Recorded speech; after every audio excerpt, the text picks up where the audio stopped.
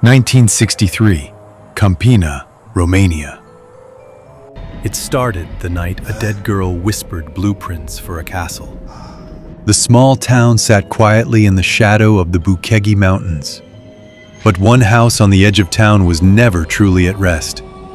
Its stone walls seemed to hum with an energy that didn't belong to the living. The locals called it Iulia Hasdeu Castle, but to those who knew its history, it was a place where the boundary between worlds had been breached. The story began decades earlier, with the death of Iulia Hasdeu, a gifted young woman who had astonished Romania with her intelligence and artistry. She spoke multiple languages, wrote poetry, and was the first Romanian woman admitted to the Sorbonne.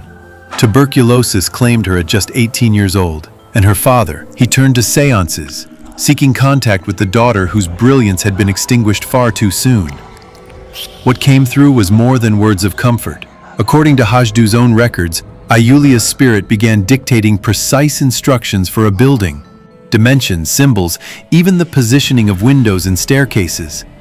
The messages were relentless, arriving in trances, automatic writing, and midnight whispers. She told him the structure would bridge their worlds. He obeyed.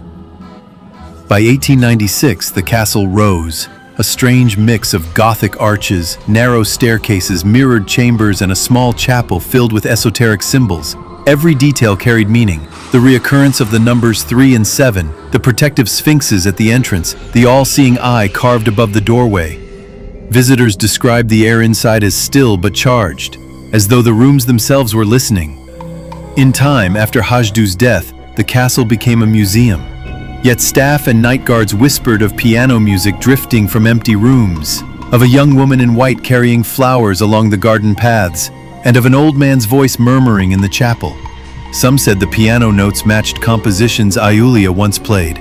Others swore they felt a hand brush past them when they stood in the mirrored room alone. The true weight of the story lies in the fact that the building's design was not imagined by an architect, but transmitted from the dead. Historical records and Hașdeu's own writings document the séances, the drawings made under trance, the feverish construction that followed. The strange layout, the unsettling symmetry, the echoing chambers, all of it came from Iulia's spirit. Whether one believes in ghosts or not, the result is undeniable. A grieving father built a monument not just to memory, but to an ongoing conversation with the other side. To stand in Iulia Hasdeu Castle is to step into that conversation, a place where grief became architecture and where the dead still seem to speak. The walls hold their silence by day, but at night, when the town sleeps, the air stirs, the piano plays, and it feels as though Iulia has never truly left.